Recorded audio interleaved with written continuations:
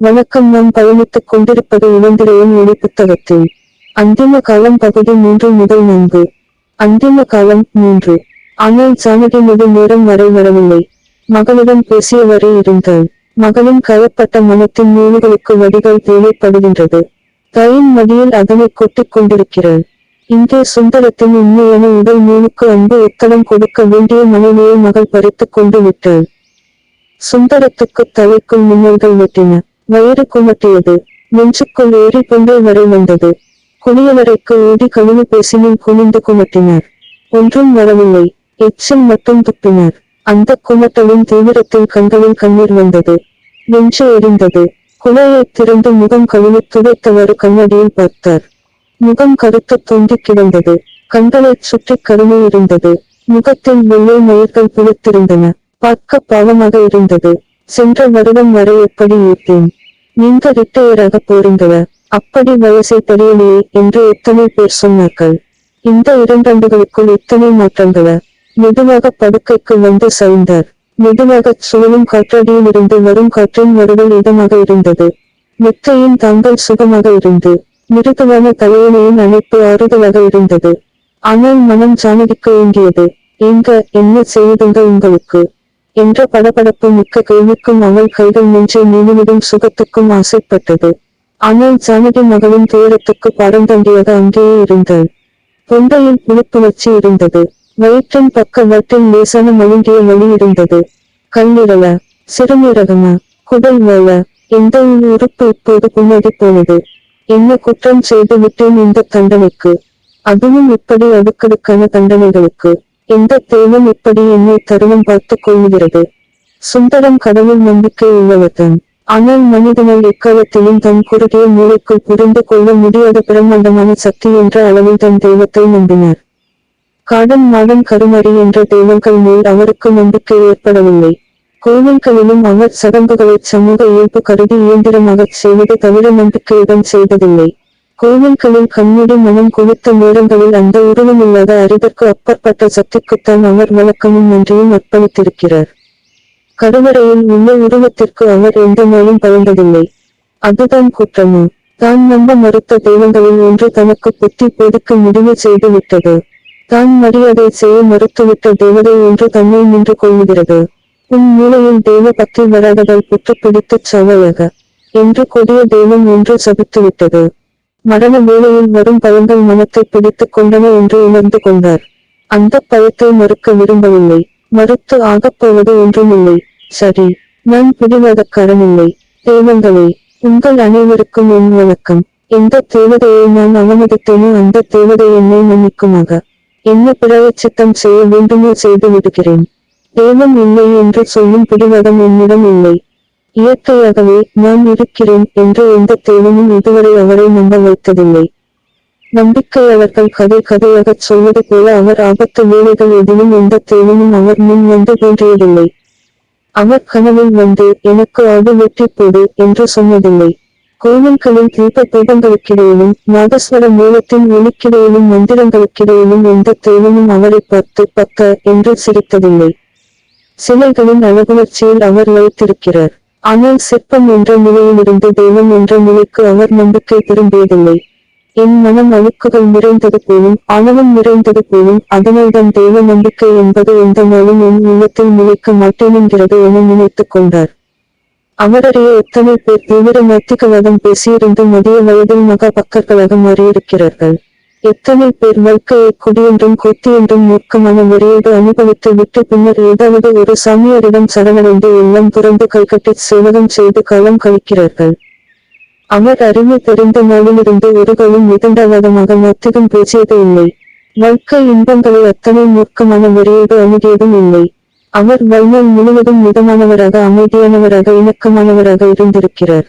அவருடைய நம்பிக்கையும் அவருடைய மனசுக்குள்ளேயே நடந்த மௌன போராட்டங்கள்தான். ஜானகியிடம் கூட அவர் அதிகம் வாதம் பண்ணியதில்லை.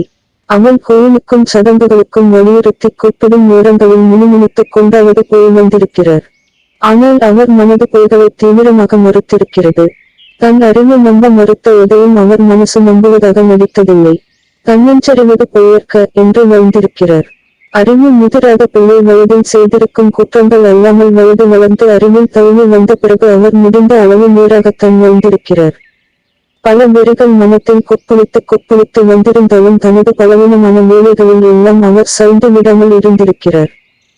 இளவயதில் அத்திசொடி படித்த நாட்களிலிருந்து அறமாக இருக்க வேண்டும் எனவும் சினம் ஆறுதல் வேண்டும் என்றும் இயல்வது இய வேண்டும் என்றும் எண்ணெழுத்து போற்ற வேண்டும் என்றும் ஊக்கம் கைவிடக்கூடாது என்றும் மனத்தில் எழுதி வைத்துக் கொண்டார். பின்னர் நன்னூலும் திருக்குறளும் படித்து பாடமும் செய்து கொண்டார். முயற்சியை நம்பினார். உறவு சுற்றம் என்பனவற்றுக்கு வரை முறைகள் வைத்துக் கொண்டார். பின்னர் திருவி க மு வ கி அ பே அப்துல் ரஹீம் தமிழ்வனம் போன்றவர்களும் அவருக்கு வாழ்க்கையை பல்வேறு நிலைகளில் உணர்த்தி குழப்பியும் தழுவுபடுத்தியும் விட்டார்கள். அறிவார்ந்த உரைகள் அவருக்கு பிடித்தன. ஆனால் தேவ பலம் எந்த நாளும் அவருக்கு ஏற்படவில்லை. பக்தி இலக்கியங்களில் உள்ள உருக்க உணர்வும் அன்பும் முதலும் பிடித்தன. ஆனால் புராணங்கள் வேடிக்கை கதைகளாகவே தோன்றின. அவற்றின் மீது நம்பிக்கையையும் ஈடுபாட்டையும் பக்தியையும் ஒரு நாளும் ஏற்படுத்திக் கொள்ள முடியவில்லை. அதுதான் பிழையோ? தான் பயந்து மரியாதை செலுத்தியிருக்க வேண்டுமோ? அறிவுக்கு முக்கியத்துவம் கொடுத்து இந்த உலகை உண்மையில் ஆட்சி செலுத்தும் சக்தி மிக்க தெய்வங்களை மதிக்காமல் செருக்கினால் அவர்களை அவமதித்து விட்டேனோ? கடவுளர்களின் மேல் அசையாத நம்பிக்கை வைத்து தபசு செய்யும் முனிவர்களுக்கு அருள அவர்கள் தபசை கலைக்க வரும் செருக்குமிக்க அரக்கர்களை தெய்வம் தண்டிக்குமாமே. ஹ என்று சிரித்துக் கொண்டு கையில் கதை தூக்கி வரும் அசுரர்களை தலையைச் சுற்றி ஒளிவளையம் உள்ள சட்டை அணியாமல் நிறைய நகைகள் போட்டுக் கொண்டு இடுப்புக்கு கீழ் சேவையணிந்த பன்முகம் கொண்ட கடவுளர்கள் போன்று தண்டிப்பதை சினிமாவில் பார்த்திருக்கிறோமே. அது உண்மைதானே? என் ஆணவத்தால் நான் அசுரன் ஆகி இந்த முனிவனின் தவத்தையாவது கலைத்திருப்பேனே. போன பிறப்பில் வலி தணிந்து உடல் சுகப்பட்ட இடைவேளையில் இந்த நினைப்புகளினால் அவருக்குச் சிரிப்பும் வந்தது. பயத்தில் தான் என்னென்ன எண்ணங்களெல்லாம் வருகின்றன. ஆனால் நம்பக்கூடாது என்பதில் அவர் முரட்டுத்தனம் கொண்டவர் அல்ல. தெய்வங்களே, நான் உங்களுக்கு எதிரானவன் அல்ல. நான் அசுரன் அல்ல. முனிவர்கள் தவம் செய்வதில் எனக்கு எந்த ஆட்சேபமும் இல்லை. எந்த முனிவனின் தவத்தையும் நான் கலைக்க மாட்டேன். அப்படி ஒருவரை கண்டால் சில கணங்கள் வியப்போடு வேடிக்கை பார்த்துவிட்டு மரியாதையாக ஓசையில்லாமல் ஊறு செய்யாமல் அப்பால் போய்விடுவேன். தெய்வங்களே, என் மனம் திறந்திருக்கிறது. நீங்கள் வரலாம். என்னை நம்பிக்கைப்படுத்தலாம். தெய்வங்களே, நீங்கள் ஆட்கொள்ளுவதற்கு ஒரு ஆத்மா தேவையானால் நான் தயாராக இருக்கிறேன். தலைக்குள் இன்னொரு எரிமலையின் ஆரம்ப உரிமை கேட்டது. அதை மனம் நிதானிப்பதற்கால் அது வெடித்தது. தலையில் மட்டுமல்ல, வயிற்றில் முதுகுத்தண்டில் ஒரு அரிவாள் வெட்டு விழுந்தது. இரண்டாக பிளந்தது. அம்மா என்று அவர் வயலிட்டு கத்தியபடி படுக்கையில் எழுந்து உட்கார்ந்து தலையை பிடித்துக் கொண்டு இரண்டாக மடிந்து விழுந்த அந்த நேரத்தில் தற்செயலாக கதவை திறந்து உள்ளே வந்த ஜானகி, என்னங்க, என்ன ஆச்சு என்று பதறி அவர் தோள்களை அணைத்தாள். எரிமலை குழம்பு வழிந்து தணிந்தவுடன் அவர் தலையிலிருந்து ஜானகியின் தோள்களை சாய்ந்தார். முகம் வேர்த்திருந்தது. உடம்பு சுடு ஏறியிருந்தது. கண்கள் சுருகியிருந்தன. என்ன செய்யுதுங்க, ஏன் இப்படி இருக்கீங்க என்று ஜானகி கலவரத்துடன் அடுக்கடுக்காக கேட்டுக் கொண்டிருந்தாள். மூச்சிலைக்க பேசினார். வலி ரொம்ப கடுமையா போச்சு ஜானகி என்றார். என்கிட்ட நீங்க சொல்லவே இல்லையா? அன்னைக்கு டாக்டர் கொடுத்த மருந்து இன்னும் கொஞ்சம் இருக்க.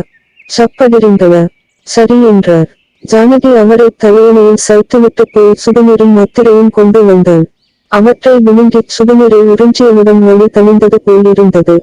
எப்ப இருந்து இப்படி அவதிப்பட்டீங்க? என்ன கூப்பிட்டிருக்க கூடாது என்று ஜானகி கோபமாக பேசினாள்.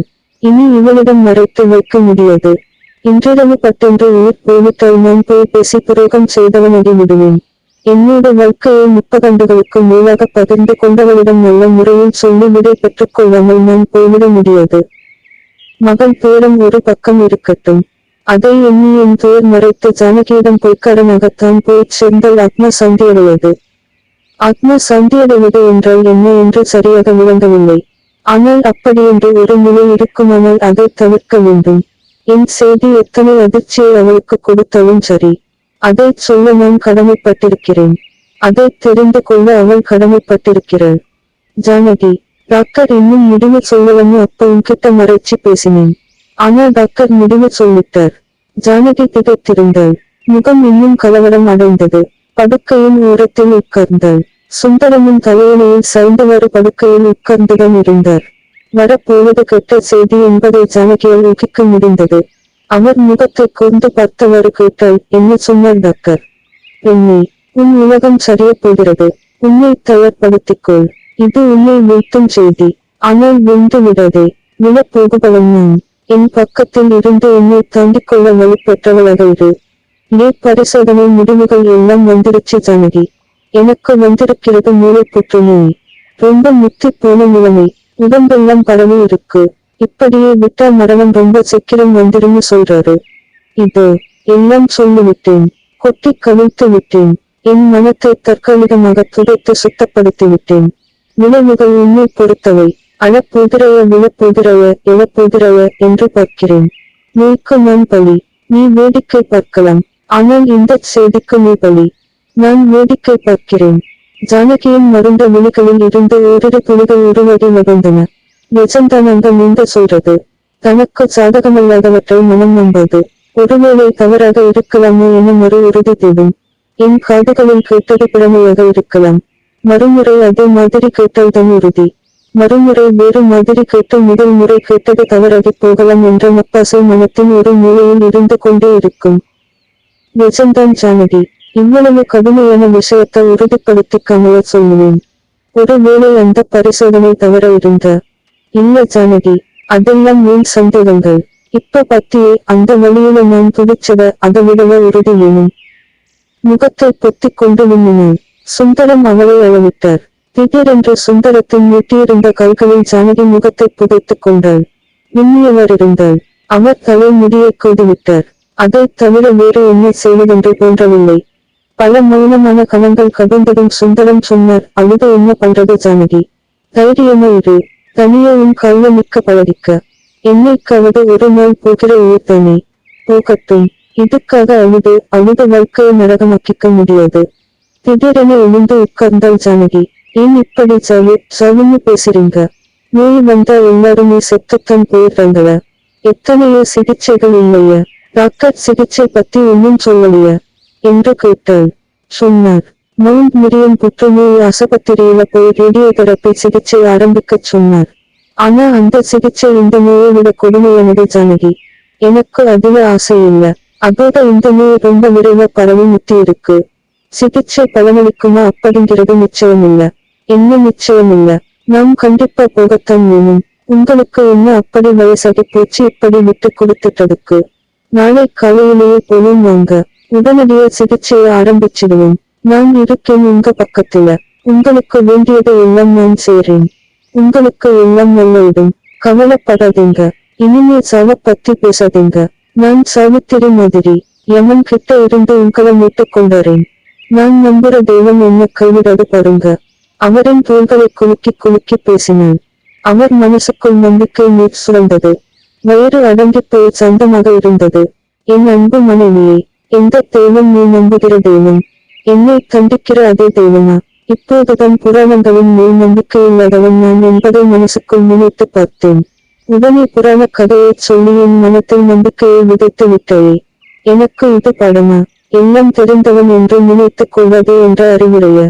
நான் மரண பயத்தில் சோர்ந்துவிட்ட நிலையிலும் நீ இத்தனை நம்பிக்கையுடன் இருக்கிறாயே. இதுதான் நம்புகிறவனுக்கும் நம்பாதவனுக்கும் இடையில் உள்ள வித்தியாசமா? இதுதான் உண்மையா? அல்லது மரண வெள்ளத்தில் அடித்துச் செல்லப்பட இருக்கும் என் உயிர் ஏதாவது கையில் கிடைக்கும் ஒரு நம்பிக்கையை பற்றிக்கொண்டு கரையேற இயங்குகிறதா? ஏதாக இருந்தாலும் இது ஆறுதலாக இருந்தது. சரி ஜானகி, ரேடியோதெரப்பிக்கு நான் தயார். ஆனா ராதா இருக்கும் போது எப்படி? அவ திரும்ப போகட்டும். ஓரிரண்டு நாள் பத்திருந்து செய்யலாம் என்றார். அவ இருந்தா என்ன, இல்லாட்டா என்னங்க? அவ இன்னைக்கு வருவ, நாளைக்கு போவ. எப்படியாச்சும் தொலையட்டும். அவ வசதியை பார்த்து நாம் காத்திருக்க வேணும். நாளைக்கு காலையிலேயே போவோம். எப்படி எடுத்தெறிந்து பேசிவிட்டாள். இத்தனை நேரம் பெண்ணின் கதை கேட்டு உருகி வழிந்து கணவனைக் கூட மறந்து தாயாக இருந்த நீ இப்போது மனைவியாக அவதாரம் எடுத்து கணவனுக்காக பெண்ணின் துயரத்தை இப்படி உதறித் தள்ளிவிட்டாயே. பெண்ணே, நீ ஒரு நாளில் ஒரு மணியில் எத்தனை அவதாரங்கள் எடுப்பாய்? அப்படியில்ல ஜானகி. அவ இப்ப இருக்கிற நிலையில இந்த விஷயத்தைச் சொல்லி அவளை இன்னும் கலவரப்படுத்தாத. அவளுக்கு மருமகனுக்கு இன்னும் பையனுக்கு கூட இந்த விஷயம் தெரிய வேண்டாம். எங்க எல்லாரும் என்ன ஐயோ பாவமே பரிதாபப்பட்டு பேசுறதையும் பார்க்கிறதையும் என்னால சகிச்சிக்க முடியாது. என்னோட இருக்கட்டும். நம்ம 2 பேருக்குள்ள இருக்கட்டும். மத்தவங்க பரிதாபத்துக்கு என்ன ஆளாக்கிடாத. நீயோட கொடுமையை விட மத்தவங்க கட்டிட அனுதாபம் எனக்கு இன்னும் கொடுமையானதா இருக்கும். சரிங்க, இது நமக்குள்ளேயே இருக்கட்டும் என்று ஜானகி ஒத்துக்கொண்டாள். நிமிர்ந்து வாழ்ந்து பழகியவர், மற்றவர்களுக்கு உதாரணமாக இருந்து வாழ்ந்தவர், ஒரு இடைநிலை பள்ளி தலைமை ஆசிரியராக 1000 மாணவர்களையும் 50-60 ஆசிரியர்களையும் கண்டிப்பாக ஆண்டு அவர்களுடைய வியப்பையும் மரியாதையையும் பெற்றவர். பள்ளியின் அணிவகுப்புகளில் முதல் மரியாதை பெற்றவர். பள்ளியின் காலை மாணவர் ஆசிரியர் அசெம்பிளியில் அவர் குரல் ஒலிபெருக்கியில் ஒலிக்கும் போது கூட்டத்தின் மௌனத்தை ஆண்டவர். மாபெரும் சபைகளில் மாலைகள் பெற்றவர். ஆகவே மற்றவர் முன் கூனிக் குறுகி நிற்க முடியாது. இவன் உள்ளே சொத்தையாக போய்விட்டான் என்று மற்றவர்கள் ரகசியமாக தன் முதுகு பக்கம் பேசுவதை அனுமதிக்க முடியாது. வாழும் வரை நிமிர்ந்திருக்க வேண்டும். உள்ளே கரையங்கள் அரித்துக் கொண்டிருந்தாலும் மேலே உரமான மரமாக இருக்க வேண்டும். அவர் யோசித்துக் கொண்டே இருந்தார். ஜானகி அவர் மார்பில் சாய்ந்து கிடந்தாள். அவள் கை அவர் நெஞ்சின் மேல் கிடந்தது. அவருடைய கை அவள் தலையை வருடிக் கொண்டிருந்தது. கணங்கள் மௌனமாக நகர்ந்து கொண்டிருந்தன. ஆனால் எத்தனை காலங்கள் இந்த ரகசியத்தை காப்பாற்ற முடியும்? எத்தனை நாள் இந்த நூலுடன் தலை நிமிர்ந்து நடக்க முடியும்? உடல் இழைக்க ஆரம்பித்த பின் அதை மற்றவர் கண்களிலிருந்து மறைப்பது எப்படி? நெஞ்சுக்கூடு வழியை படுவதையும் முகத் தசைகள் வற்றிப் போவதையும் மறைப்பது எப்படி? ரேடியோ தெரப்பி ஆரம்பித்தால் தலைமயிர் உதிர்வதை மறைப்பதெப்படி? தொப்பி போட்டுக் கொள்ளலாமா? அப்புறம் தொப்பி போட்ட காரணத்தை எப்படி விளக்குவது? ஏன் மறைக்க வேண்டும்? எல்லாம் ஒரு அகந்தைதானா? மற்றவர்கள் பரிதாபப்படும் நிலையில் ஒருவன் ஆகிவிட்டால் மற்றவனுக்கு குறைந்தவனாக ஆகிவிடுவனா? பரிதாபப்படுபவன் உயர்ந்தவன், பரிதாபத்துக்கு உட்பட்டவன் தாழ்ந்தவன். அப்படி ஆகிவிடுவதை மனம் எண்ணி வெட்கிக்கிறது. ஏன் வெட்க வேண்டும்? என்னைப் பற்றி மற்றவர்கள் என்ன எண்ணுகிறார்கள் என்பது பற்றி நான் கவலைப்படுவது ஏன்? இது உயிர் வாழ்வு பற்றிய பிரச்சினை அல்லவா? உயிர் பிழைப்பதுதான் பெரிது. இந்தச் சாவை முடிந்த அளவில் எண்ணுவதுதான் பெரிது. அந்த போராட்டத்தை மற்றவர்கள் பார்த்து பரிதாபப்படுகிறார்களா, எச்சு கொட்டுகிறார்களா அல்லது உள்ளுக்குள் முயங்கி செய்கிறார்களா என்பது பற்றி எனக்கும் கவலை. ஆனால் எந்த அளவுக்கு, எவ்வளவு காலம் இந்த போராட்டம் நடக்க முடியும்? உடல் தளர்ந்து தோல் வற்றி திரைகள் போன்றி கால்கள் நடக்கும் சக்தி இழந்து சுவாசகோசம் தன்னிச்சையாக மூச்சினுக்கும் சக்தியில்லாமல் குழாய்கள் பொருத்தி காற்றும் திரவமும் செலுத்தப்பட்டு தொண்டை குழி வற்றி இதெல்லாம் வேண்டாம் என்று சொல்லுகின்ற சக்தியும் இல்லாமல் போகும் வரையில அந்த காட்சி அவரை துன்பப்படுத்தியது. அந்த நிலை வந்துவிட்டால் அந்த படுக்கையில் கிடக்கும் உடல் இந்த சுந்தரமாக இருக்காது. அது ஒரு ஆளுமை இல்லாத, பெயரிட்டு வைக்க தகுதியில்லாத கலைந்த கட்டையாக இருக்கும். அப்படித்தான் ஆகக்கூடாது. ஜானகி என்று மெதுவாக கூப்பிட்டார். எங்க? மறுபடி வலிய? அதில்ல ஜானகி, தலையில இப்ப வலி இல்ல. ஆனா நெஞ்சில ஒரு வலி வந்திருக்கு. நெஞ்சிலியுமா? நெஞ்சை நீவிவிட்டாள். அதில்ல ஜானகி, நெஞ்சில வலி இல்ல, நினைப்பில வலி இருக்கு. அப்படின்னா பொறுத்திருந்து தைரியம் கூட்டிச் சொன்னார். நீ சொல்ற வைத்தியம் எல்லாம் நான் பண்ணிக்கிறேன் ஜானகி. அது எவ்வளவு வேதனையாயிருந்தாலும் பரவாயில்ல. ஆனா அதெல்லாம் பலிக்காம நான் படுத்து தென்னுவை. அப்போ என்னோட உயிர செயற்கைய பிடிச்சு வைக்க வேணும் ஜானகி. பலவிதமான குவளைகளை பொருத்தி என்ன வதைக்க வேணும். என்ன அமைதியைச் சாகவிட்டிரு. கையை தூக்கி வாயை பொத்தினான். ஏன் இப்படி சாவ பத்தியே பேசுறீங்க? வேணும்னு சொன்னீங்க என்றான். நான் சாவுக்காக பயந்து இப்படி உளறவ ஜானகி. நினைவோட தைரியத்தோட தான் சொல்றேன். இப்ப சொல்லலைன்னா பின்னால பேசக்கூட முடியாத நிலையில எப்படி சொல்றது? அதுக்காகத்தான். அவள் பதில் சொல்லவில்லை. மெதுவாக மின்னிக் கொண்டிருந்தாள். பிறகு மௌனம்தான் தொடர்ந்தது. அந்த இருளில் ஒரு விமானம் எங்கோ உயரே பறக்கும் சத்தம் கேட்டது. அவருடைய நோய் குறைத்தது. மோட்டார் சைக்கிள் ஒன்றின் வெளிப்புறத்தில் தொடங்கி பெரிதாகி அருகில் வந்து குறைந்து தேய்ந்து மறைந்தது. யாரோ காரை ஸ்டார்ட் செய்து ஓட்டிச் சென்றார்கள். மிக பக்கத்தில், அடுத்த வீட. அவர் விழித்தவாறு இந்த ஓசைகளையெல்லாம் கேட்டுக் கொண்டிருந்தார். மணி என்ன இருக்கும்? 4:30. கண்கள் செருகியது நினைவிருந்தது. ஆனால் தூக்கம் வந்த நேரம் தெரியவில்லை. தூக்கம் வந்து கவனிக்கொள்ளுகின்ற வேலை யாருக்கும் தெரிவதில்லை.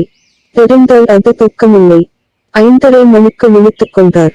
அந்த குறைந்த நேரமாவது உடல் துன்பப்படுத்தாமல் தூங்க விட்டதே என்று மகிழ்ச்சியடைந்தார். ஜானகி இன்னும் தூங்கிக் கொண்டிருந்தாள். அவளை எழுப்பாமல் மெதுவாக கட்டிலை விட்டு இறங்கினார். குளியலறை போய் வந்தார். அறை கதவை திறந்து வெளியே வந்தார்.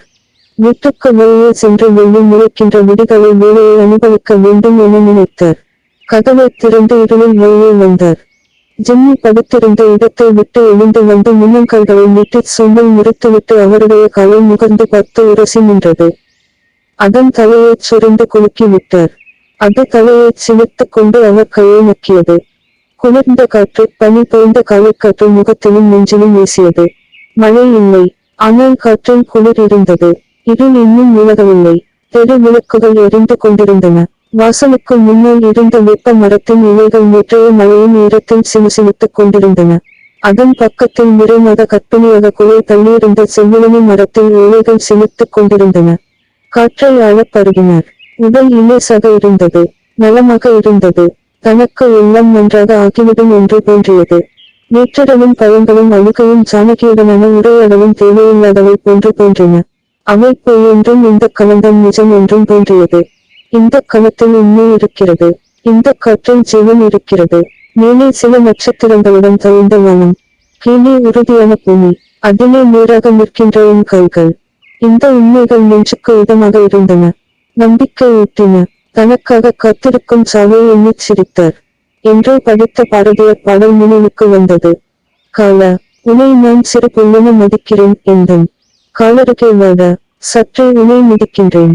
அப்போதுதான் ராதாவின் கார் நேற்று நிறுத்தி வைக்கப்பட்ட இடத்தில் இல்லை என்பதை கவனித்தார். எங்கே போயிற்று? எப்படி? என்ன? திருடன் யாராவது ராத்திரியில்? இல்லையே, ஜிம்மி விட்டிருக்காதே. உள்ளே வந்தார். ஹால் மேஜையில் அந்த கடிதம் கிடந்தது. ஆங்கிலத்தில் அப்பாவுக்கும் அம்மாவுக்கும் என்று அந்த உரையில் எழுதப்பட்டிருந்தது. ராதாவின் கையெழுத்து. நாற்காலியில் உட்கார்ந்து உரைக்குள் இருந்து கடித்ததை எடுத்தார். கார் சாவி ஒன்று உரைக்குள் இருந்து விழுந்தது. கண்ணாடியை போட்டுக் கொண்டு படித்தார். ஒரு பக்க கடிதம்தான். ஆனால் படிக்க படிக்க கையில் பறையாக கனத்தது. படித்து மெதுவாக மடித்து வைத்தார். அது காற்றில் படபடக்காமல் இருக்க கார் சாவியை அதன் மேல் பாடமாக வைத்தார். இப்படியே செய்து விட்டாள். என் மகள, என் வளர்ப்பில் வளர்ந்த மகள, எங்கு தவறு செய்தேன்? நான் நட்டு நீர்வத்து நீராக்கி வளர்த்த மரம் இப்படி இளவயதிலேயே கோணலாக போனதப்படி. அவர் நெஞ்சு வலித்தது. தலை வலித்தது. முதுகிலும் வலி ஆரம்பித்திருந்தது. நாற்காலியில் சாய்ந்து கண்ணை மூடினார். அந்திம காலம் 4. சுந்தரத்தின் வாழ்க்கை அவருக்கு நினைவு தெரிந்த நாளிலிருந்து நேரானதாகத்தான் இருந்திருக்கிறது. இளமையில் அவருடைய குறும்புகள் பெற்றோரினால் அடக்கப்பட்டிருந்தது உண்மைதான். ஆனால் இடைநிலை பள்ளிக்கூடம் போக ஆரம்பித்த நாளிலேயே ஒழுக்கமும் நேர்மையும் அவரிடம் படிந்து விட்டன. அதிகம் பேசாத அடக்கமான புத்திசாலியான பிள்ளை என்ற பெயர் எடுத்திருந்தார். தமிழ் பள்ளிக்கூடத்தில் படித்த நீதிகளும் சமயங்களும் அவ்வப்போது அவரை மேற்படுத்த கை கொடுத்தன. அவர் தந்தை ஓரளவு கண்டிப்பானவர்தான். ஆனால் அன்பானவர். அவருக்கு கோபம் விரைந்து வந்தாலும் அதே வேகத்தில் தணிந்துவிடும். அப்பா ஒரு காலத்தில் வீட்டில் ஒரு பிரம்பு வைத்திருந்தார். அந்த பிரம்பை எடுத்து அட்டியிருக்கிறாரே தவிர அடித்ததாக சுந்தரத்துக்கு ஞாபகமில்லை. ஆனால் பிரம்பை கையில் எடுக்கும் அளவுக்கு போய்விட்டால் தான் செய்த குற்றத்தை எண்ணி சுந்தரத்தின் மனம் தானே சுருங்கி தண்டனை விதித்துக் கொள்ளும். ஒன்று ஒரு வேளை சாப்பிட மாட்டார். அல்லது அறைக்குள் சென்று பூட்டிக்கொண்டு மணிக்கணக்கில் தனிமையில் இருப்பார். அவருடைய தாய் அவரை பெற்ற 5-6 ஆண்டுகளில் அடுத்த பிள்ளை பெற்றின் போது பெரிய நோயை கண்டு அந்த பிள்ளையையும் இழந்து தானும் இறந்து போனார். தன் தாயை பற்றிய நினைவுகள் ஒரு கனவு போல கூட அவருக்கு இருக்கவில்லை. தாய் என்பவள் எப்படிப்பட்டவள் என்பது பற்றி தன் நண்பர்களின் தாயர்களை பார்த்துத்தான் அவர் கணித்து வைத்திருந்தார். அந்த தாயன்புக்கு அவர் சில முறை ஏங்கியதுண்டு. ஆனால் தந்தையின் அன்பால் அது ஓரளவு சரியாகியது. தாய் இறந்த பின் அவர் குடும்பத்தில் அவரும் அவருடைய அக்காள் அன்னபூரணியும் அவருடைய தந்தை ஆகிய மூவரிடம் கொஞ்சம் மனமே பிடித்தவளான அப்பாவின் விதவை சகோதரி ஒருத்தியும் இருந்தாள். அந்த அத்தையின் கணவர் இளவயதிலேயே ஆற்றில் மூழ்கி இறந்து விட்டாராம். அந்த சம்பவத்தின் போது அவர் அலறியதையும் முழுகியும் அந்த அத்தை அருகில் இருந்து பார்த்தாளாம். அத்தைக்கு நீச்சல் தெரியாது. ஆனாலும் தன் கணவனின் மரணத்துக்கு தான்தான் பொறுப்பு என்ற குற்ற உணர்ச்சி ஆள பதிந்து விட்டது. அதிலிருந்து கிணற்றிலிருந்து கடல் வரை தண்ணீரைக் கண்டால் அவள் நடுநடுங்கி போவாள். பெரிய அண்டாவில் தொட்டியில் தண்ணீர் பிடித்து வைத்தவன் பயந்தான். அத்தை அதிகமாக பேசி சுந்தரம் பார்த்ததில்லை. திடீர் திடீர் என்று தண்ணீர் பக்கம் போலிய என அன்னபூரணியையும் சுந்தரத்தையும் முதுகில் அடிப்பாள். அது வலிக்காது. விளையாட்டு அடிதான். அதை பார்த்து இருவரும் சிரிக்க கற்றுக்கொண்டார்கள். ஆனால் அத்தை வீட்டு வேலைகள் அத்தனையையும் பொறுப்பாகச் செய்வாள். நன்றாக ஆக்கி போடுவாள். ஆனால் சாப்பாடு எப்படி இருக்கிறது என்று கூட கேட்க மாட்டாள். சாப்பிடு என்று சொல்லவும் மாட்டாள். சுந்தரத்திற்கு அவள் ஓர் இயந்திரம் போலவே தென்பட்டாள். சொன்னதையெல்லாம் செய்வாள். சாப்பாடு துணி உட்பட எதையும் வாங்கித்தா என்று யாரிடமும் அவள் கேட்டதில்லை. வாங்கிக் கொடுத்தால் பிரித்தும் பார்க்க மாட்டாள். சுந்தரத்தின் இளவயதில் அத்தை என்று ஒரு ஜீவன் வீட்டில் இருப்பதை அவர் கவனித்தது கூட இல்லை. வீட்டில் கடவுள் இருப்பது போல ஒரு ஜடமாக இருந்தாள். ஆனால் அவர்களை காப்பாற்றினாள். பிற்காலத்தில் அத்தையை பற்ற நினைக்கும் போதெல்லாம் அவள் எல்லாம் அறிந்த ஒரு ஞானியாகத்தான் இருக்க வேண்டும் என்று சுந்தரம் நினைத்துக் கொள்வார். தன்னுடைய இன்ப துன்ப உணர்ச்சி நரம்புகளை முற்றாக வெட்டி எறிந்து விட்ட ஞானி. கடமையை மட்டும் செய்து பலனை எதிர்பார்க்காத கர்ம ஞானி. அந்த சலனமில்லாத உள்ளத்தோடு அவள் உடலும் உரமாக இருந்தது. ஒரு நாளும் அத்தை உடல் நலமில்லாமல் படுக்கையில் சாய்ந்து சுந்தரம் பார்த்தில்லை. அக்காள் அன்னபரணி அவரை விட 4 வயது மூத்தவள். அப்பா அவர்கள் இருவரையுமே தமிழும் ஆங்கிலமும் படிக்க வைத்தார். அக்கா அந்த காலம் 3ஆம் பாடம் படித்ததோடு ஆசிரியர் பயிற்சிக்கு போய்விட்டாள். சுந்தரம் தமிழ் பள்ளி முடித்து ஆங்கில இடைநிலைப் பள்ளியில் சேர்ந்தார். அக்கா ஆசிரியர் பயிற்சி முடிந்து வேலைக்கு போன முதலாண்டில் அப்பா ஒருநாள் நெஞ்சை பிடித்துக் கொண்டு படுக்கையில் விழுந்தார். ஸ்ட்ரோக் என்றார்கள். ஒரு பக்கம் சுத்தமாக விளங்கவில்லை. வாய் பேச முடியவில்லை. மருத்துவமனை படுக்கையில் இருந்தவாறு 2 பிள்ளைகளையும் இக்கமாக பார்க்க மட்டும்தான் முடிந்தது. ஒரு கை கொஞ்சம் தொக்க முடிந்தது. அந்த ஒரு கை அசைவிலும் கண்களின் உருட்டலிலும் தலையின் அசைவிலும் அவர் காட்டுகின்ற சமிக்கைகளில்தான் அவருக்கு வேண்டியது என்னவென்று ஊகித்து தண்ணீர் தந்து வியர்வை புதைத்து முதுகையும் நெஞ்சையும் நினைவிட வேண்டும். அத்தை சமைத்த கஞ்சிச் சாப்பாட்டை பள்ளிக்கூடம் விட்டு வந்தவுடன் அப்பாவுக்கு வயல் ஊட்டிவிடும் வேலை சுந்தரத்துக்குத்தான். அக்கா தூரத்தில் ஒரு பள்ளிக்கூடத்தில் வேலை பார்த்தாள். பள்ளிக்கூடம் விட்டு வீட்டிற்கு போய் சாப்பிட்டு விட்டு மாலை 4 மணிக்குத்தான் ஆஸ்பத்திரிக்கு வர முடியும். அவள் வந்த பிறகுதான் சுந்தரம் வீட்டுக்கு போவார். இப்படி தவணை வைத்துக் கொண்டு அப்புறம் இரவு சாப்பாடு எடுத்துக் கொண்டு போய் அவரும் அக்காவுமாய் அவருக்கு ஊட்டி அவரை சுத்தப்படுத்திவிட்டு வீட்டுக்கு வருவார்கள். ஒருநாள் சுந்தரமும் அன்னபூரணியும் எல்லாம் முடிந்து வீட்டுக்கு திரும்ப புறப்பட்ட வேளையில் அன்னத்தின் கையை அவர் பிடித்துக் கொண்டார். தலை கண் சமிக்கையில் சுந்தரத்தின் கையை கொண்டு வரச் சொன்னார். அவர் கையை கொண்டு போனதும் இருவரின் கைகளையும் தன் ஒரு கைக்குள் பிடித்துக் கொண்டு அழுத்தினார். அன்னபூரணியை இரக்கமாக பார்த்தார். இவனை உன்னிடம் ஒப்படைக்கிறேன் என்று அவர் கண்கள் சொல்லியதை அன்னம் புரிந்து கொண்டாள். கொஞ்ச நேரம் அழுது பின் கண்ணீரை துடைத்துக் கொண்டு வீடு திரும்பினார்கள். மறுநாள் சுந்தரம் கஞ்சி எடுத்துச் சென்றபோது படுக்கை காலியாக இருந்தது. நர்ஸ் சவக்கிடங்கை காட்டினாள். வீட்டுக்கு ஓடிவந்து அக்காவுக்கு காத்திருந்து அவள் வந்தவுடன் தூரத்து உறவினர்களுக்கு போன் செய்து மற்றவர்கள் சொல்லச் சொல்ல கடன்களை செய்து முடித்தார் சுந்தரம். அத்தை ஒரு சொட்டு கண்ணீரும் விடவில்லை. வீட்டுக்கு வந்த உறவினர்கள் நண்பர்கள் யாரிடமும் ஒரு வார்த்தையும் பேசவில்லை. ஆனால் யார் யார் என்ன வேலைகள் எதுவும் செய்தாள். அன்றிரவு எல்லாம் ஓய்ந்திருந்த நேரத்தில் அவள் தனக்குள் ஏதோ முனகுவது கேட்டது. சுந்தரம் பக்கத்தில் போய் நின்று கேட்டார். தண்ணி கிட்ட போகாதுன்னு யார் கேட்கிறாங்க? ஏன் போகணும் தண்ணி கிட்ட? தண்ணி முழுங்கிடுன்னு தெரியாது. இப்ப முழுங்கிடுச்சே. இன்னும் யாரும் முழுங்க போகுது? சொன்ன கேட்பாங்கள? தண்ணிலதான் போய் நிற்பாங்க. சுந்தரம் பக்கத்தில் போய் அத்தை என்று கூப்பிட்டு பார்த்தார். அவள் அவரை ஏறெடுத்தும் பார்க்கவில்லை. தண்ணி தண்ணி என்று முனகிக் கொண்டிருந்தாள். அப்பா என்ற ஆதாரம் போய்விட்ட பயமும் துயரமும் மனத்தை கவ்விக் கொண்டிருந்தாலும் தன்னைச் சுற்றி இருந்தவர்கள் நல்லவர்களாக இருந்தது சுந்தரத்துக்கு பெரிய பலமாக இருந்தது. அப்பாவும் அவர்களை அப்படி ஒன்றும் நிராதரவாக விட்டுவிட்டு போய்விடவில்லை. அவர்கள் இருந்த வீடு சின்ன வீடாக இருந்தாலும் சொந்த வீடு. வேண்டிலும் ஒரு 2000 எண்ணி வைத்திருந்தார். அக்காவுக்குச் சில நகைகள் செய்து போட்டிருந்தார். அப்பாவின் நண்பர் ஒருவர் இராமகிருஷ்ணன் என்பவர் மட்டும்தான் அவர்கள் குடும்பத்துக்கு அணுக்கமானவராக இருந்தார். அடிக்கடி வீட்டுக்கு வந்து அப்பாவோடு பேசிக் கொண்டிருப்பார். சுந்தரமும் அண்ணமும் அவரை மாமா என்று கூப்பிட பழகிக்கொண்டார்கள். அவர் ஒரு வழக்கறிஞரை பார்த்து பேசி வீட்டை அவர்கள் 2 பேரிலும் எழுதவும் பொருளகத்தில் உள்ள கணக்கை அக்கா பேரில் மாற்றிக் கொடுக்கவும் ஏற்பாடு செய்தார். அதே நண்பர் அக்காவுக்கு இன்னொரு பெரிய நன்மையையும் செய்ய முன் வந்தார். அண்ணம், இது இப்ப அம்புல இல்லாத வீடா போச்சு. இது நல்லதில்ல. எனக்கு தெரிஞ்ச தங்கமான பையன் இருக்கான். நான் சொல்லி ஏற்பாடு பண்ணுறேன். சீக்கிரத்தில கல்யாணத்தை பண்ணிக்கம்மா என்றார். அக்கா வெட்கத்தோடு மறுத்துவிட்டாள். தம்பி படிப்பு முடிஞ்சு ஒரு வேலைக்கு போகட்டும் மாமா, பிறகு பார்ப்போம் என்றாள். அன்று தட்டி கடுத்தவள்தான். அதற்கப்புறம் கல்யாணத்தையே அக்கா நினைத்து பார்க்கவில்லை. அப்படியே உறைந்து போனாள். அவளிடம் வந்து பேசியவர்கள் எல்லாம் அடங்கி போனார்கள். சுந்தரம் சீனியர் கேம்பிரிட்ஜ் படித்துக் கொண்டிருந்த காலத்தில் தன் வகுப்பு நண்பன் வீட்டுக்கு ஒன்றாக இருந்து படிக்கப் போன காலத்தில் தான் அந்த நண்பனின் தங்கை ஜானகியை அங்கு சந்தித்தார். அந்த நண்பன் நாராயணனின் தந்தை பொத்தல் கடை வைத்து நடத்திக் கொண்டிருந்தார். அவர் வீட்டில் மூட்டை மூட்டையாக பொத்தல்களும் திங்களும் அடுக்கி கிடக்கும். சாக்கின் மனமும் சமையல் மனமும் வீட்டின் முகப்பிலிருந்து சமையலறை வரையில் எந்த நாளும் இருக்கும். நாராயணனின் அப்பா வீட்டில் இருந்தால் ஒரு நிமிஷம் கூட சட்டையோடு இருக்க மாட்டார். அவருக்கு இந்த ஊரில் ஒரு மனைவி, தமிழ்நாட்டில் ஒரு மனைவி.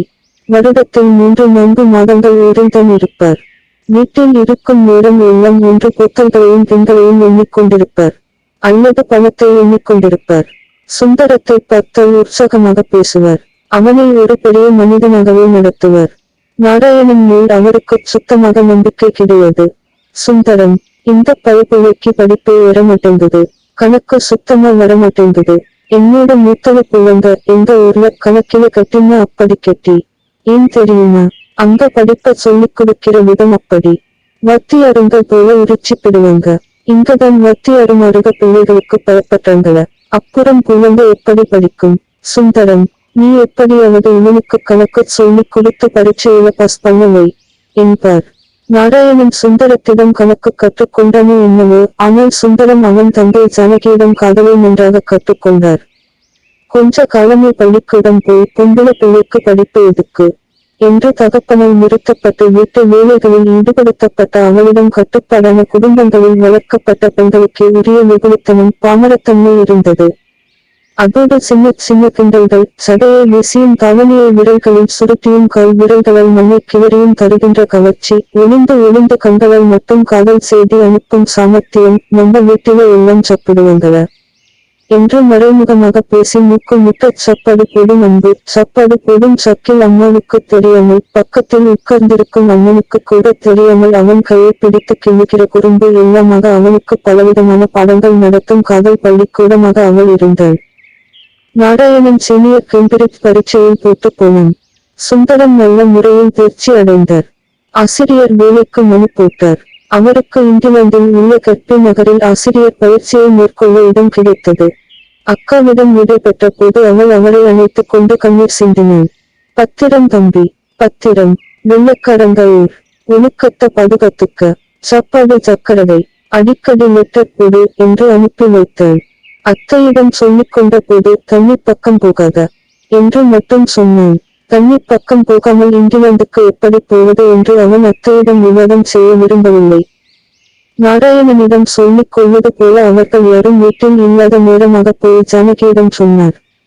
முந்தானையை கண்களில் திணித்துக் கொண்டு, என்ன மறந்துடுவீங்க, யாராச்சும் வெள்ளக்காரிய கட்டிக்கிட்டு வந்துடுவீங்க என்று உண்மையில் அழுதாள்.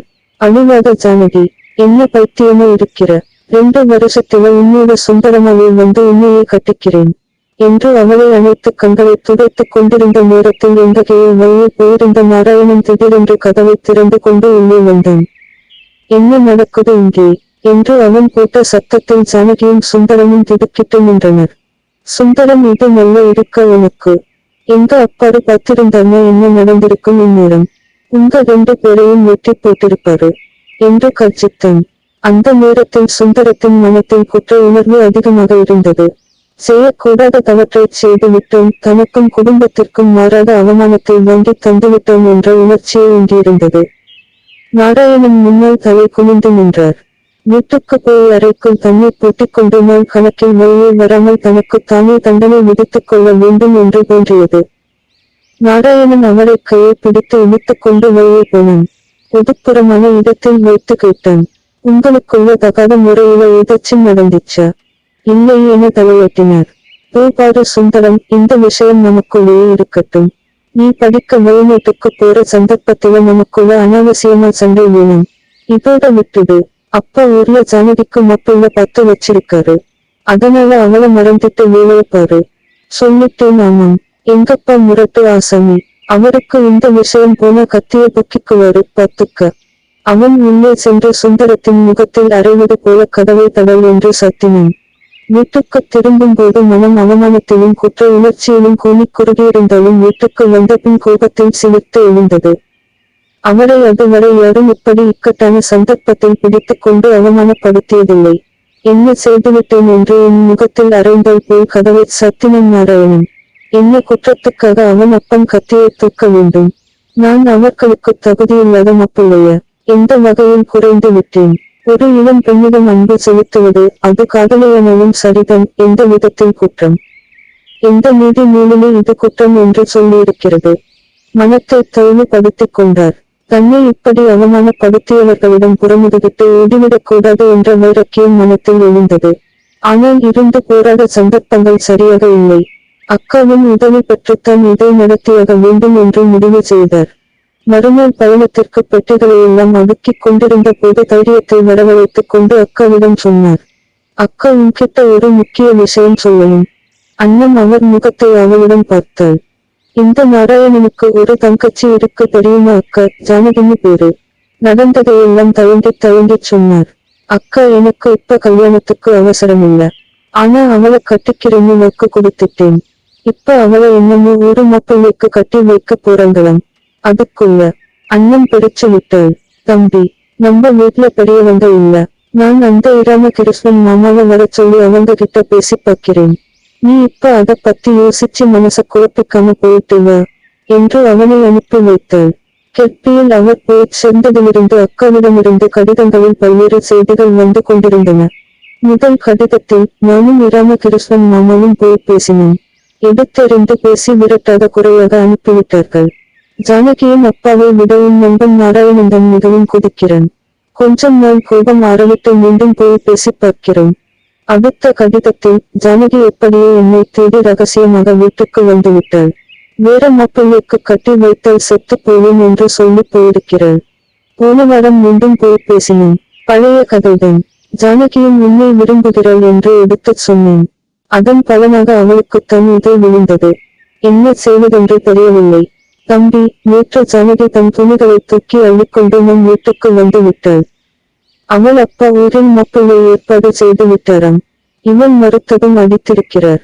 ஆகவே ஓடி வந்து விட்டாள். நான் போலீசில் சென்று இந்த விஷயத்தை புகார் செய்திருக்கிறேன். ஜானகியின் அம்மாவும் அண்ணனும் வந்து ஜானகியை மீண்டும் அழைத்துக் கொண்டு போனார்கள். அவள் அழுது கொண்டே போயிருக்கிறாள். தம்பி, நேற்று ஜானகியோடு அவள் அம்மாவும் வீட்டுக்கு வந்திருந்தார்கள். ஜானகியின் அப்பா ஊருக்கு போயிருக்கிறார். தான் கல்யாண ஏற்பாடு செய்ய போவதாகவும் அதன்பின் ஜானகியை ஊருக்கு அழைத்து வரும்படியும் அவள் அம்மாவுக்கு உத்தரவு போட்டு போயிருக்கிறார். அவள் அம்மாவுக்கு இந்த ஏற்பாடு பிடிக்கவில்லை. அவருக்கு உண்மைத்தான் பிடித்திருக்கிறது. நாராயணன் எப்படியானாலும் ஜானகியை ஊருக்கு அனுப்பியே தீருவேன் என என்னிடம் சவால் விட்டு போயிருக்கிறான். அவனுடைய அப்பனுடைய முரட்டு புத்திதான் அவனுக்கு இருக்கிறது. நடப்பது நடக்கட்டும். ஜானகியை ஊருக்கு அனுப்ப வேண்டாம் என்று சொல்லியிருக்கிறேன். அதன் பின்னர் அக்கா ஒரு தந்தி அனுப்பியிருந்தாள். ஜானகியின் தந்தை இந்தியாவில் மாரடைப்பால் இறந்து போனார். கல்யாணம் ரத்தாகிவிட்டது. ஜானகியின் தந்தை அவர்களுக்கென்று ஒரு காசும் விட்டு போகவில்லை. இருந்த வீடும் வாடகை வீடு. நாராயணனுக்கு அவர் வியாபாரத்தில் கொஞ்சமும் நாட்டமில்லை. அவன் ஏதோ சில்லறை வேலைகள் பார்த்து வீட்டை மறந்து தெரிய ஆரம்பித்து விட்டான். இருந்த சரக்குகளை வந்த விலைக்கு விற்று அவர்கள் காலத்தை ஓட்டிக் கொண்டிருந்த போது சுந்தரம் பயிற்சி முடிந்து திரும்பினார். சுந்தரத்துக்கு பினாங்கிலேயே ஒரு பள்ளியில் வேலை கொடுத்திருந்தார்கள். வேலையை ஏற்றுக்கொண்டு ஜானகியை போய் தைரியமாக பார்த்து வந்தார். நாராயணன் உடைந்து போயிருந்தான். அவர்கள் குடும்பம் பணத்திற்கு மிகவும் கஷ்டப்பட்டுக் கொண்டிருந்தது. அண்ணன் இராமகிருஷ்ணன் மாமாவையும் அழைத்துக் கொண்டு முறையாக போய் பெண் கேட்டு நாள் குறித்து திருமண ஏற்பாடுகளை செய்ய ஆரம்பித்தாள். இராமகிருஷ்ணன் மாமா தன் மனைவியோடு வந்திருந்து எல்லா உதவிகளையும் செய்தார். தங்களுக்கு உறவுகள் என்று சொல்லிக்கொள்ள யாரும் இல்லாமல் இருந்தும் இராமகிருஷ்ணன் மாமா போன்றவர்கள் நட்பையை உறவாக ஆக்கிக் கொண்டு இப்படி உதவி செய்வதை எண்ணி பார்த்து சுந்தரம் மகிழ்ந்தார். நல்லவர்கள் பிற நல்லவர்களை கவருவது இயற்கைதான் போலும். அப்பா நல்லவராக இருந்துதான் இராமகிருஷ்ணன் போன்று ஆதாயம் கருதாத அன்பு மனம் கொண்டவர்களை நண்பர்களாக பெற்றிருக்கின்றார். தானும் அக்காவும் நல்லவர்களாக இருப்பதினால்தான் அந்த நல்ல நண்பர்களை தங்க வைத்துக் கொண்டிருக்க முடிகிறது. தான் தொடர்ந்து நல்லவராக இருந்த வரையிலே நல்ல காரணங்கள் என்று சுந்தரம் முடிவு செய்து கொண்டார். ஜானகியை பெண் பார்த்து வந்த அன்றைக்கே சுந்தரம் தன் மனத்தில் உறுத்திக் கொண்டிருந்த அந்த விஷயத்தை மாமாவிடம் சொல்லி அன்றிரவே அந்த விஷயம் குடும்ப சபையில் அலசப்பட்டது. மாமாதான் ஆரம்பித்து வைத்தார். ஏன் அண்ணன் தம்பிக்குத்தான் எல்லாம் பேசி முடிச்சாச்சு. 2 பேரும் வேலையும் சேருங்க. இப்பவும் கல்யாணத்தை பத்தி யோசிக்க வேணாமா என்று கேட்டார். அண்ணன் வெட்கப்பட்டாள். தலை குனிந்து பேசினாள். இப்ப என் மாமா இந்த பேச்சு? தம்பி கல்யாண வேலை தலைக்கு மேல கிடக்குது என்று தட்டி கவித்தாள். வேலை என்னம்மா பெரிய வேலை? நான் இதுவரைக்கும் 100 கல்யாணம் பண்ணி வச்சிருப்பேன். இது பெரிய வேலை இல்ல. ஆனா உன் முடிவச் சொல்லு. அந்த பையன் நான் 2 வருஷம் முன்ன சொன்னேனே அதே பையன் இன்னும் கல்யாணம் ஆகாமத்தான் இருக்கான். உன்னை பார்த்திருக்கான். அவனுக்கு பிடிச்சிருக்கு. தங்கமான புள்ள. சரின்னு சொல்லு. தம்பி கல்யாணத்தோட ஒரே பந்தல்ல முடிச்சிடுவோம். மௌனமாக இருந்தாள். சுந்தரம் பேசினார். அக்கா, நீ இப்படி இருக்கும்போது நான் மட்டும் கல்யாணம் பண்ணிக்கிட்டா எனக்கு அது அவ்வளவு மகிழ்ச்சியே இல்லக்கா. மாமா சொல்றது போல நீயும் கல்யாணம் பண்ணிக்கிட்டீங்கன்னா அதுவே ரெட்ட மகிழ்ச்சியே இருக்கும். சரின்னு சொல்லுக்கா என்றாள். அண்ணன் யோசித்தாள். மாமா, கல்யாணம் பண்ணிக்க கூடாதுன்னு எனக்கு ஒன்னும் வைராக்கியம் இல்ல. ஆனா இந்த மாதிரி திடீர்னு பண்ணிக்க வேணும் மாமா. தம்பிக்கு தாய் போல நான் முன்னு செஞ்சு வைக்கணும்னு நினைச்சுக்கிட்டு இருக்கிற போது நானும் மாலை போட்டுக்கிட்டு மலவரையில உட்கார்ந்துட்டா எனக்கே திருப்தியா இருக்காது. இந்த காரியம் நல்லபடியா முடியட்டும். அப்புறம் எப்ப கல்யாணம் தேவைன்னு போனது அப்ப நானே மாமா கிட்டையும் தம்பி கிட்டையும் சொல்றேன். அவர்கள் இருவரையும் முறியடித்துவிட்டு வீராங்கனையாக வேறு வேலைகளை கவனிக்க போய்விட்டாள் அண்ணன். கல்யாணம் அடக்கமாக ஆனால் எல்லார் மனத்திலும் மகிழ்ச்சி பொங்க நடந்தது. ஜானகி மகிழ்ச்சியிலும் காதலிலும் பூரித்திருந்தாள். ஆனால் சுந்தரத்திற்கு எல்லாவற்றையும் விட ஒரு வெற்றியுணர்ச்சியே அதிகம் இருந்தது. காரணங்கள் இல்லாமல் தன்னை அவமானப்படுத்திய நாராயணனையும் அவன் தந்தையையும் ஒரு மனப்போரில் வெற்றி கொண்ட மகிழ்ச்சி அதிகமாக இருந்தது. ஆனால் தான் களத்தில் இல்லாமல் இங்கிலாந்தில் உட்கார்ந்து கொண்டு நடத்திய அந்த போரில் தோளையும் ஊற்றி வில் வளைத்து அம்பும் விட்டவளை இருந்த அக்காவின் மீது அவருக்கு நன்றி உணர்ச்சியும் பக்தியும் கூட வளர்ந்திருந்தன. திருமணத்தின் போது வீடு கலகலவென்றிருந்தது. பல காலம் மங்கள நிகழ்ச்சிகள் நடைபெற்றிராத அந்த வீட்டில் எல்லாரும் ஓர் ஈடுபாட்டுடன் ஓடியோடினார்கள். திருமணத்திற்கென்று சேமித்து வைத்திருந்தவளைப் போல அக்கா எந்த செலவென்றாலும் ஏன் என்று கேட்காமல் தன் கைப்பையிலிருந்து காசு எடுத்துக் கொடுத்து கொண்டிருந்தாள்.